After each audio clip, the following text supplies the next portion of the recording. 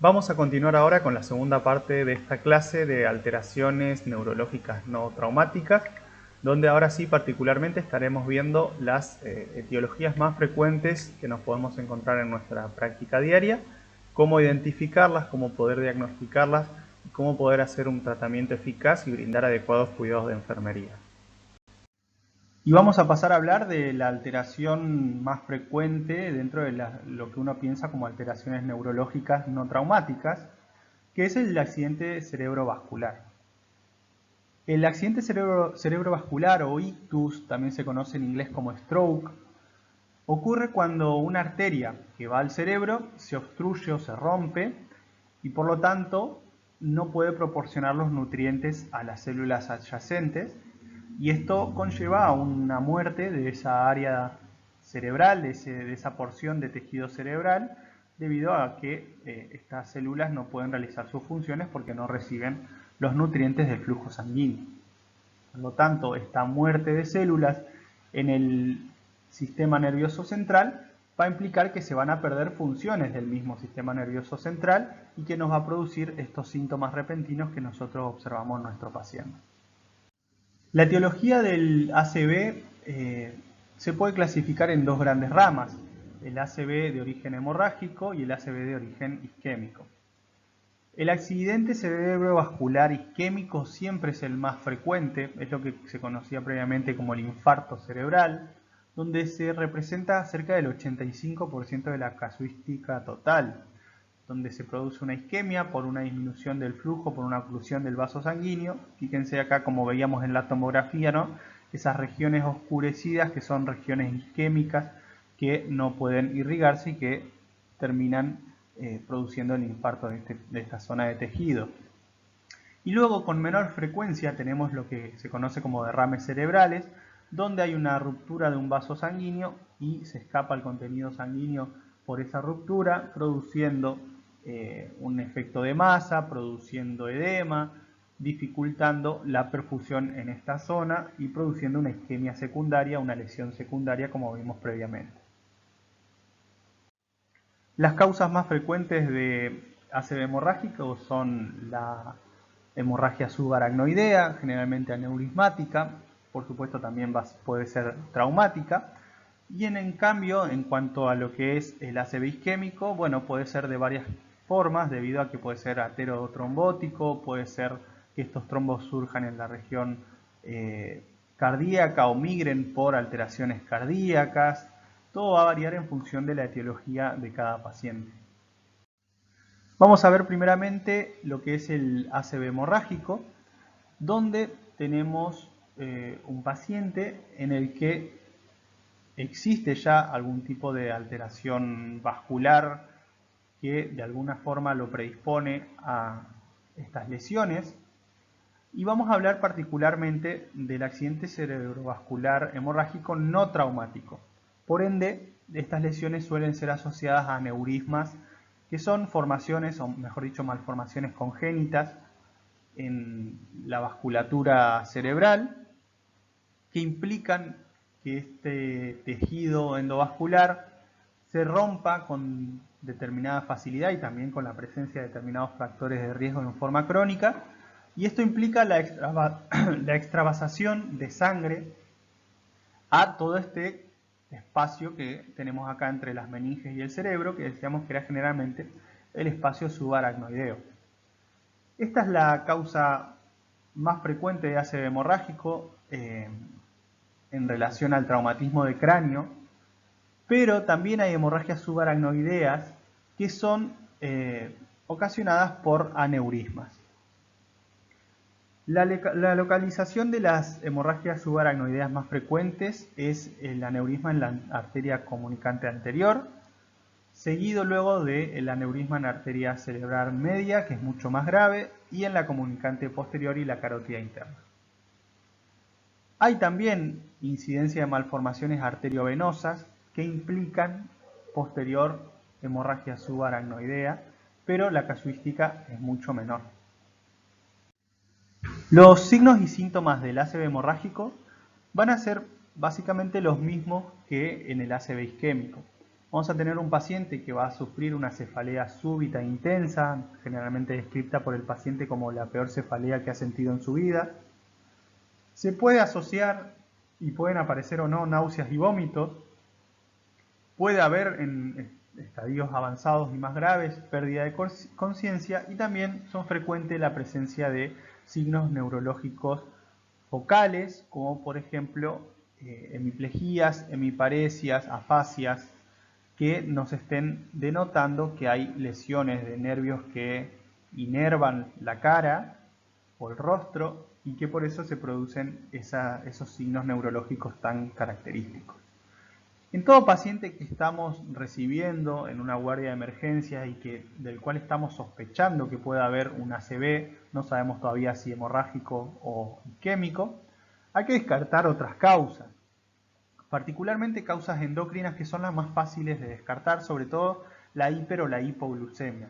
Por lo tanto, siempre es importante que cuando recibimos un paciente a la guardia con alguno de estos síntomas, realizarle un control de glucemia, un hemoglucotest, en forma rápida para ver si en la glucemia capilar no hay niveles bajos o muy altos de glucemia que puedan justificar de alguna forma alguno de estos síntomas. Por supuesto, a todo paciente que ingresa con estos síntomas se le va a indicar una tomografía de cráneo para poder determinar cuál es la etiología que está causando estos síntomas. Y como dijimos, a estos pacientes, ya sea con sospecha de ACV de la etiología que sea, hemorrágico o isquémico, hay que hacerles una tomografía para poder determinar qué es lo que está pasando. Si nos quedamos dentro del ámbito del ACV hemorrágico en esta primera instancia, la escala de Fisher de alguna forma nos permite, mediante la imagen de la tomografía, determinar la severidad de ese sangrado intraparenquimatoso o, depende de la ubicación, pero sobre todo para la hemorragia subaracnoidea. Una escala de Fisher 1 nos dice que en la tomografía está todo normal y no hay evidencia de sangrado. En cambio, un Fisher 2 ya nos habla de que hay una capa más fina de sangre, que son estas líneas blancas. Recuerden que la sangre siempre se va a ver de color blanco. Difusa, que generalmente es menor a 1 milímetro. Y luego ya si avanzamos hacia un Fisher 3, tenemos coágulos un poco más grandes, sangrados un poco más grandes, superiores a 1 milímetro, y que ya pueden comenzar a ocupar las cisternas del cerebro. Y ya una escala de Fisher 4, hay un hematoma intraparenquimatoso marcado, como podemos observar acá, con sangrado intraventricular. Fíjense que ya los ventrículos están ocupados con sangre. Fíjense acá que tenemos los ventrículos normales que se ven bien oscuros porque por aquí circula el líquido cefalorraquídeo. Y en cambio acá estos ventrículos están llenos de sangre, por lo tanto el líquido cefalorraquídeo no puede circular bien por aquí. Y esto nos va a producir mucha hidrocefalia y nos va a producir mucha presión intracraneana. Y fíjense cómo también tenemos presencia de sangrado difuso, ¿sí? Por lo tanto, esta es una hemorragia subaracnoidea Fisher 4. ¿Y qué es lo que nos dice esta escala de Fisher? Nos predice el riesgo de vasoespasmo, es decir, cuanto mayor es el score de nuestro paciente en esta escala, mayor también es el riesgo de vasoespasmo posterior a este sangrado que puede tener el paciente. También tenemos para la hemorragia subaracnoidea la escala de Hunt y Hess, que es una escala muy útil porque no requiere de ningún tipo de estudio diagnóstico previo y se basa sobre todo en los signos y síntomas que tiene el paciente para de alguna forma pronosticar la posibilidad de supervivencia de ese paciente. Un paciente que ingresa asintomático solamente con una leve cefalea o leve rigidez en la nuca, que puede tener alguna de las tomografías que vimos en la diapositiva anterior, pero que estos son los signos y síntomas que presenta el paciente, la escala de Hunt y Hess nos dice que este paciente tiene una mortalidad preoperatoria, es decir, antes de que lo operen, muy baja, del 0 al 5%, y que posteriormente a esta cirugía la supervivencia generalmente es muy alta, superior al 70%. Y conforme vamos avanzando en los 5 grados de esta escala, va aumentando la mortalidad y bajando la supervivencia. En el score número 2 tenemos un paciente que está consciente, pero que ya tiene una cefalea intensa o moderada, y que también puede presentar rigidez de nuca y paresia de algún tipo de los pares craneales, es decir, que podemos ver algún tipo de afasia de expresión. Y ya acá la mortalidad aumenta y disminuye la supervivencia. En el score o en el grado 3 tenemos un paciente que ya está somnoliento, que está confuso, que tiene focalidades neurológicas. En el score número 4 ya hay un paciente estuporoso, es decir, que cuesta mucho despertarlo, que hay un déficit neurológico ya moderado y cercano a severo. Y lo más grave, un paciente que tenga un estado comatoso profundo, que ya tenga insuficiencia en los signos vitales, por lo tanto es un paciente muy crítico, muy grave, que ya puede presentar signos de descerebración como la rigidez extensora. Es un paciente que tiene una mortalidad prácticamente del 100% preoperatoria y que si se lo opera las chances de supervivencia son menores al 10%. Bien, vamos a ver ahora cuál es el tratamiento para este ACV hemorrágico. Lo principal que tenemos que recordar es que el objetivo del tratamiento en el ACV hemorrágico es prevenir las dos principales complicaciones, que son el resangrado y el vasoespasmo, es decir, que vuelva a sangrar este vaso sanguíneo dañado o que posteriormente a este sangrado se produzca vasoespasmo, es decir, la luz de este vaso se disminuya y no haya un buen flujo sanguíneo en el cerebro, por lo tanto haya una mayor isquemia posterior. Para evitar el resangrado tenemos que evitar que el paciente esté muy hipertenso, es decir, que nunca llegue a cifras superiores a 160 milímetros de mercurio de presión arterial sistólica. Que el paciente esté en reposo, no haga esfuerzo, se puede evaluar el uso de catárticos, es decir, de laxantes, para que si el paciente tiene que evacuar intestino no haga fuerza para hacerlo. Y por supuesto el tratamiento quirúrgico precoz cuando sea necesario. Si el paciente ha sangrado, quizás haya que clipar ese aneurisma para evitar esta posibilidad de resangrado, y esto va a ser un tratamiento neuroquirúrgico que va a tener que decidir un especialista en función de la imagen tomográfica que hemos visto previamente. Y luego, para prevenir el vasoespasmo, los fármacos más utilizados son los antagonistas del calcio y particularmente la nimodipina. Y tener en cuenta la triple H, que esta triple H se compone de un paciente que tenga hipervolemia, que esté muy bien hidratado para que llegue un buen flujo sanguíneo, que tenga una leve hipertensión, y acá hay que tener mucho cuidado porque la leve hipertensión tampoco nos podemos pasar de los 160 porque si no puede sangrar el paciente. Por lo tanto es un paciente, el que tiene ACV hemorrágico, al que hay que controlarle mucho la tensión arterial.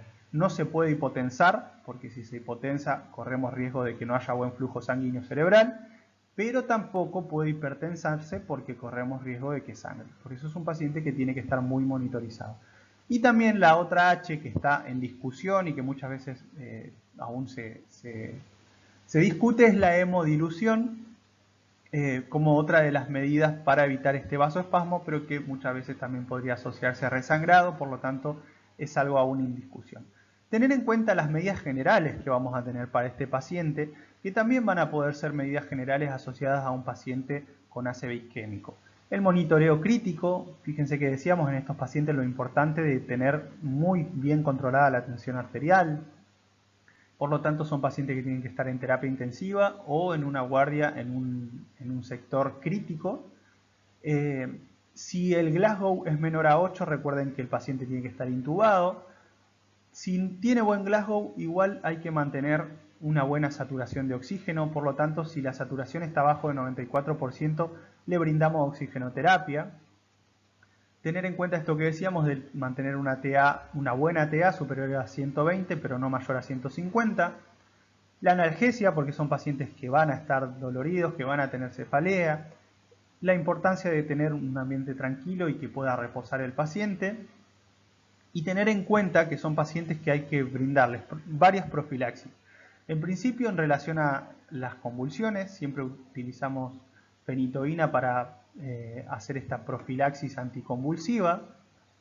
Profilaxis gastrointestinal, son pacientes que también los pacientes neurocríticos son tendientes a las úlceras gastrointestinales, por lo tanto, brindarle según la profilaxis que utilicen de protocolo en sus instituciones, ya sea ranitidina endovenosa, omeprazol, pero utilizar algún tipo de profilaxis. Tener en cuenta que los pacientes neurocríticos que tienen fiebre se asocian a un muy mal pronóstico, por lo tanto siempre cuidar la temperatura corporal del paciente. Recuerden que la fiebre implica un consumo metabólico elevado y son pacientes que hay que cuidar mucho ese consumo metabólico, por lo tanto siempre evitar que estos pacientes hagan fiebre. Alimentarlos precozmente es muy importante por esta demanda metabólica que decíamos. Siempre evitar que tengan hipoglucemia, por lo tanto hay que controlar regularmente la glucemia a todo paciente con ACV. Y también tener en cuenta que la hiperglucemia se ha asociado a peor pronóstico, por lo tanto, por supuesto, que tenga buena glucemia, pero no excedernos con cifras de hiperglucemia muy elevadas durante mucho tiempo porque también pueden asociarse a peor pronóstico. Y para pacientes que ya se ha tratado el aneurisma que sangró, podemos pensar en la profilaxis para trombosis venosa profunda, ¿sí? Con, por ejemplo, alguna enoxaparina, algún tipo de heparina de bajo peso molecular, pero siempre recordando que ya se haya tratado previamente este aneurisma. Siempre se recomienda al menos 24 horas posteriores para evitar esta posibilidad, ¿no?, de resangrado que decimos que queremos evitar a toda costa. Acá podemos ver un ejemplo, un algoritmo de tratamiento que podríamos seguir a la hora de pensar en una hemorragia subaracnoidea. Tener en cuenta que cuando encontramos este cuadro clínico característico con los signos y síntomas que vimos previamente, seguramente se le va a indicar a ese paciente una tomografía craneal y de ahí se va a poder determinar si hay hemorragia subaracnoidea o no. En el caso de que no la haya, bueno, vamos a tener que descartar otras posibilidades, como dijimos, ¿no?, ese diagnóstico diferencial que puede ser metabólico, que puede ser infeccioso. Por eso también es importante realizar una punción lumbar y ver si sale sangre en esta punción lumbar. Puede haber una hemorragia subaracnoidea que aún no hayamos visto en la tomografía. Por eso, luego de una punción lumbar con sangre, con líquido hemático, habría que hacer una arteriografía para evaluar si realmente hay una hemorragia. Y si ya directamente la tomografía nos demuestra de que hay hemorragia subaracnoidea, lo ideal, no todos los centros lo tienen, es realizar un angiotac para localizar bien ese aneurisma y ver que el médico pueda valorar si es urgente realizar esta cirugía de clipado o embolización, o ver qué es lo que se va a hacer con ese aneurisma. Vamos a pasar ahora a la otra etiología del accidente cerebrovascular, que es el ACV isquémico. Sabemos que este ACV isquémico se produce por una disminución del flujo sanguíneo cerebral debido a la obstrucción de un vaso sanguíneo de una arteria. En el caso de los ACV embólicos se producen porque algún tipo de coágulo viaja hasta una de estas arterias cerebrales y la ocluye. Tener en cuenta de que esta disminución del flujo o esta oclusión, que posteriormente forma un coágulo, implica en una disminución del aporte de nutrientes y oxígeno a una región de tejido cerebral, y esto implica la isquemia, implica la posterior muerte del tejido cerebral. También tenemos ACVs que son producidos por un estrechamiento progresivo de esta pared, de esta luz vascular. Por lo tanto, no hay un coágulo que baja, sino que directamente se va estrechando progresivamente por una placa de ateroma, una placa de colesterol, que finalmente produce un trombo con la sangre circulando y nos produce un ACV isquémico de origen trombótico. Tener en cuenta de que hay varias definiciones para el ACV isquémico. Está el ACV isquémico agudo, el no reciente, el ACV isquémico transitorio o el accidente isquémico transitorio, AIT, que puede ser agudo, que también puede ser crónico o no reciente. La diferencia radica entre estas dos etiologías es que los no recientes se producen 14 días después de la evaluación, es decir que hay una detección muy tardía de estos síntomas en el paciente. Con respecto a la isquemia transitoria, tener en cuenta de que abarca solamente los primeros 60 minutos desde que se produjo esta isquemia, y luego los síntomas suelen remitir en forma espontánea alrededor de los 60 minutos. No obstante, todo paciente que haya tenido alguna isquemia transitoria tiene que ser estudiado posteriormente porque es un paciente con mucho riesgo a tener un ACV isquémico propiamente dicho. Justamente para medir este riesgo de posterior ACV isquémico luego de un AIT, luego de un ACV transitorio, nos es de utilidad la escala ABCD2, que es una escala que lo que hace es de alguna forma pronosticar los pacientes que tuvieron un ACV transitorio y determinar el riesgo que tienen de tener un ACV isquémico completo en las primeras 48 horas luego de ese evento transitorio. Y el nombre de esta escala ABCD se basa en los criterios que estudia, ¿sí? en el nombre en inglés de estos criterios. Tenemos la A de age, que es la edad, la B de blood pressure, que es la presión arterial, la C de clinical features, que son las manifestaciones clínicas, la D de duración de síntomas y la segunda D, por eso es D2, que es con respecto a la diabetes. Y si están presentes o no estos criterios, le otorga un puntaje. Y en función de este puntaje final nos dice si nuestro paciente tiene riesgo bajo, riesgo moderado o riesgo alto de tener un ACV isquémico luego de haber tenido un accidente transitorio.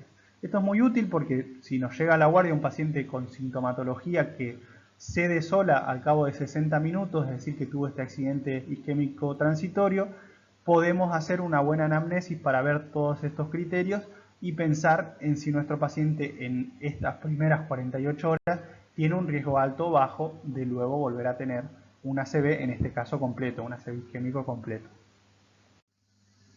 Y para el ámbito prehospitalario es de mucha utilidad conocer la escala de Cincinnati, que a través de su acrónimo PRISA o FAST en inglés, estudia 3 signos específicos del ACV y nos permite determinar en el ámbito prehospitalario, es decir, que lo puede realizar un técnico en emergencias, lo puede realizar un chofer de ambulancia, lo puede realizar un enfermero que va a la atención de un llamado en el hogar, lo puede realizar inclusive el familiar de una persona que está sufriendo este evento, que es pedirle a la persona que pronuncie su nombre y si el paciente puede pronunciarlo adecuadamente o se le pide, por ejemplo, que diga una frase completa y tiene dificultad para utilizar estas palabras o las palabras no son claras o son incorrectas, ya hay un signo positivo de ACV.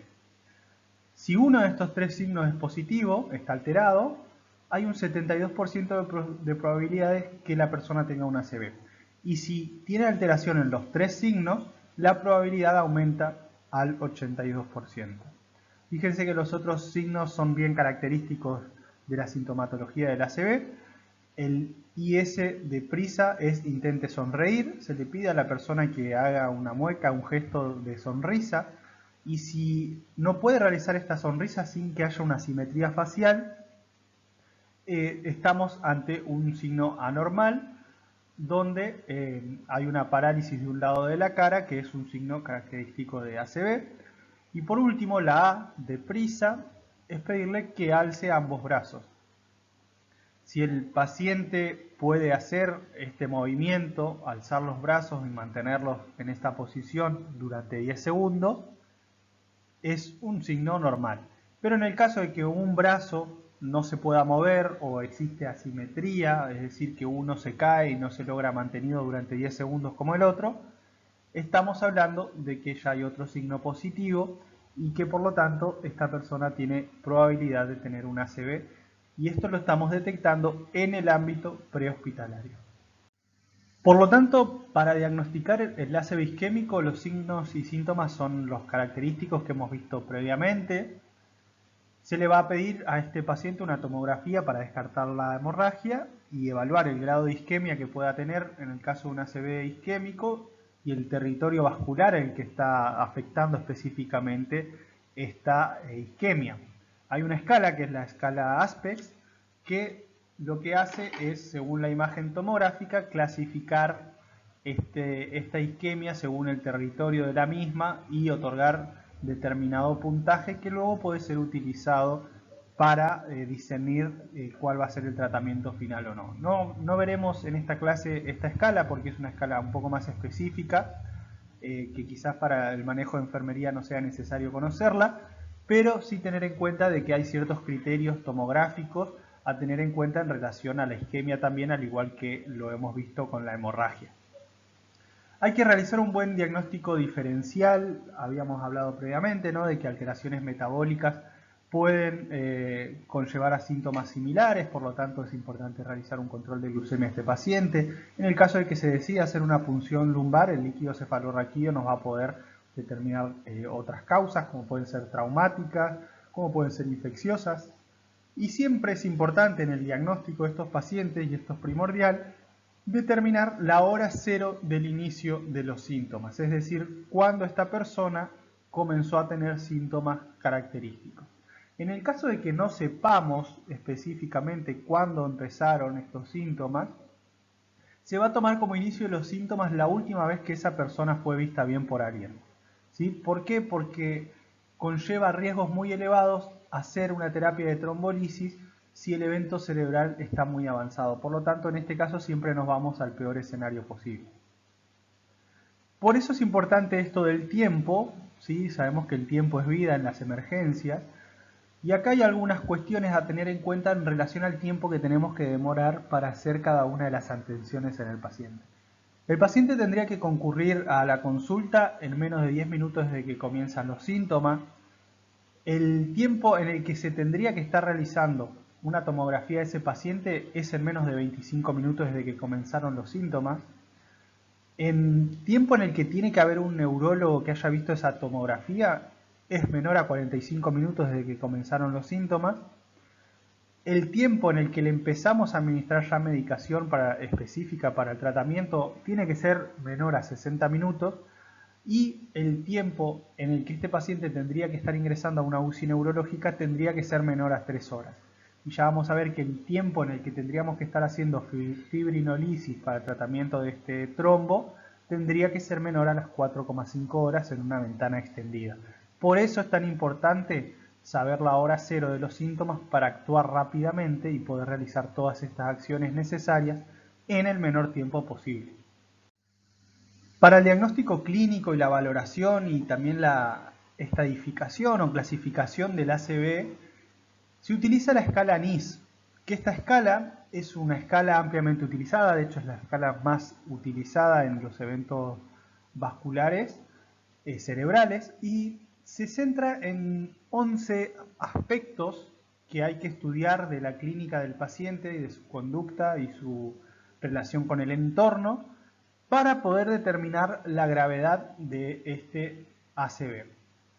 Fíjense que se estudia el nivel de conciencia del mismo, la respuesta ante algunas preguntas, la capacidad de llevar a cabo determinadas órdenes, la capacidad de controlar la mirada con respecto al campo visual del paciente, parálisis, con respecto a la movilidad de los miembros, tanto de los miembros superiores como de los miembros inferiores, si aparece ataxia de los miembros, si hay alteraciones sensitivas en el lenguaje, en la expresión o inclusive en la propia percepción o la atención del paciente en el estado de conciencia general. Esta escala NIS, que es una escala que tiene muchos criterios, que lleva tiempo realizarla, pero que es primordial realizarlo porque todas las guías se basan en esta escala, otorga un puntaje que de alguna forma nos permite estadificar este ACV. Por lo tanto, un puntaje de 0 nos dice que no hay ningún tipo de déficit neurológico, un puntaje de 1 nos dice que el daño es mínimo, un puntaje de 2 a 5 nos habla de que el daño es leve, un puntaje de 6 a 15 nos habla de que el daño es moderado, un puntaje de 15 a 20 ya hablamos de un daño importante, y un puntaje mayor a 20 estamos en un caso muy grave de ACV y de daño cerebral. Inclusive, numerosos estudios que se basan en el uso de esta escala nos dicen que pacientes que tienen un puntaje NIS menor a 7 tienen una excelente recuperación y que por otro lado En el peor pronóstico están los pacientes que tengan un puntaje NIS mayor a 17, donde se asocia a una elevada mortalidad y a un muy mal pronóstico, sobre todo cuando el paciente presenta en forma concomitante otras patologías, como pueden ser alteraciones cardiovasculares, fibrilación auricular, etc. Pero acá el punto de corte importante son estos números que tenemos en rojo aquí, que son de 4 a 25, que es la ventana, el puntaje ventana, que se recomienda para realizar trombolisis farmacológica a estos pacientes.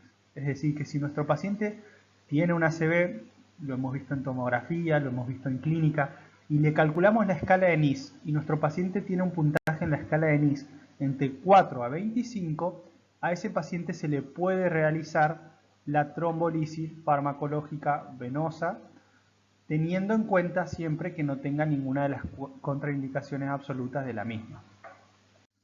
El tratamiento de este ACV isquémico va a ser basado en las medidas generales que hemos visto previamente cuando hablamos de ACV hemorrágico, y para pacientes que cumplan con estos criterios que vimos previamente a partir de la escala de NIS, le vamos a hacer terapia trombolítica, teniendo en cuenta que esta terapia trombolítica tiene un límite tanto en las contraindicaciones absolutas como en el tiempo para su realización que vamos a ver posteriormente. Y una vez que se ha realizado terapia o no, hay que hacer un tratamiento posterior a estos pacientes y la prevención secundaria necesaria. En el caso de que el paciente no pueda trombolizarse, siempre va a tener que tener una muy buena anticoagulación y estar antiagregado mediante carga de antiagregantes como puede ser aspirina, clopidogrel, puede variar en función del protocolo de cada servicio. Pero tener en cuenta que estos pacientes, una vez dados el alta, van a tener que estar tomando antiagregantes. Está en discusión si se hace doble antiagregación o no. Actualmente se recomienda simple antiagregación. Se le administra estatinas para reducir el contenido de colesterol circulante. Generalmente la atorvastatina es una de las más utilizadas en el ámbito extrahospitalario. Y también se puede evaluar la posibilidad de anticoagulación, generalmente mediante fármacos vía oral. Y ya el tratamiento central del ACV isquémico, y algo que se viene trabajando mucho en los últimos años en todo el mundo, es la trombólisis intravenosa. Tener en cuenta, como decíamos previamente, que tiene que realizarse idealmente entre las 0 y las 3 horas desde que empezaron los síntomas. Por eso decíamos que es tan importante conocer la hora 0. Pero últimos estudios han extendido esta ventana terapéutica hasta las 4 horas y media. Es decir, que hasta 4 horas y media desde que empezaron los síntomas se puede realizar trombólisis intravenosa a los pacientes. Ya si nos demoramos más, es riesgoso realizar, conlleva riesgos muy elevados esta trombólisis, sobre todo porque se pueden asociar a hemorragias que complejicen el cuadro del paciente. La streptokinasa no se realiza para este tipo de intervenciones, sí se utilizan los activadores tisulares del plasminógeno, lo que se conoce como la RTPA, que la más utilizada es la alteplasa, pero que hay otros fármacos de la misma familia, del mismo grupo, que se han estudiado también como posibles, como puede ser la tenecteplasa. No obstante, siempre varía en función de la disponibilidad de cada institución.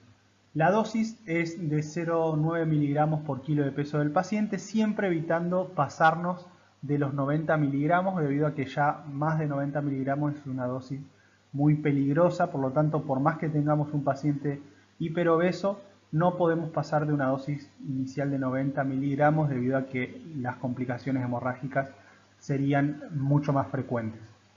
La administración es un 10% de esta dosis total calculada en bolo, y el 90% restante de la dosis calculada la vamos a administrar en una infusión continua de 60 minutos, que, como es un fármaco muy sensible, tiene que ser siempre controlado mediante una bomba de infusión.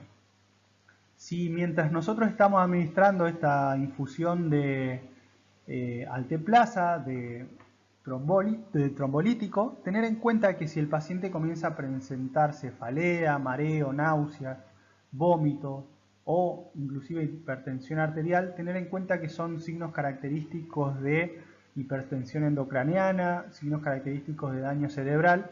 Por lo tanto, hay que detener la infusión y evaluar porque es posible que el paciente esté teniendo un ACV hemorrágico asociado a la infusión de estos fármacos antitrombóticos, ¿sí? Así que tener en cuenta siempre que estas complicaciones más frecuentes son, como decíamos, la hemorragia, por supuesto, como número uno, y luego aparezca edema cerebral y, bueno, por supuesto, otros síntomas como las convulsiones asociadas a este daño cerebral. Pero sobre todo esto, tener en cuenta de que si el paciente empieza a estar asintomático durante la infusión, es muy probable que tenga un ACV hemorrágico complejizando el cuadro, y acá el pronóstico de este paciente no va a ser bueno. Y en el caso de que no puedan ser llevado a cabo este tratamiento farmacológico endovenoso de trombólisis endovenosa, debido a que el paciente tiene ciertas contraindicaciones para esta trombólisis, como pueden ser pacientes que tengan presencia de un sangrado activo, que se haya identificado en la tomografía sangrado, que sean pacientes que hayan tenido una neurocirugía en los últimos 3 meses, o pacientes en los extremos de la vida, sobre todo pacientes muy gerontes, de mucha edad, o inclusive en pacientes que tengan alteraciones de la coagulación. Bueno, todas estas son contraindicaciones absolutas para la realización de trombectomía farmacológica. Por lo tanto, son pacientes que no puede realizarse esta trombólisis. Tener en cuenta que todas estas contraindicaciones van a estar disponibles en la bibliografía que les dejamos a su disposición, así que ahí van a poder realizar una lectura con más profundidad en el caso de que quieran observarlo, porque también hay contraindicaciones absolutas que muchas veces implica también el juicio clínico del equipo tratante. Tener en cuenta así que los pacientes que tengan más de 4 horas de evolución desde este inicio de síntomas, desde esta hora cero, son pacientes a los que no se podría realizar la trombólisis farmacológica.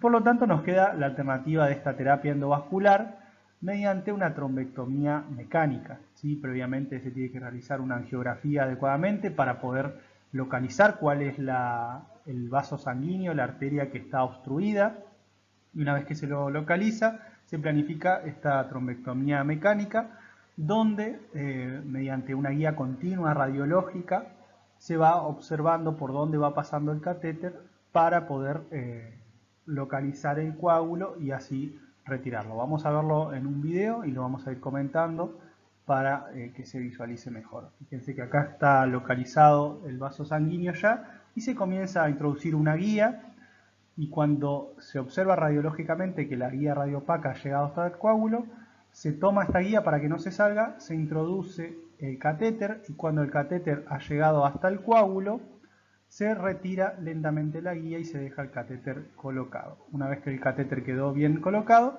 se coloca el stent, que lo que va a hacer al abrirse este stent y retirar el catéter es permitir de nuevo reabrir este vaso sanguíneo para que circule adecuadamente la sangre de nuevo.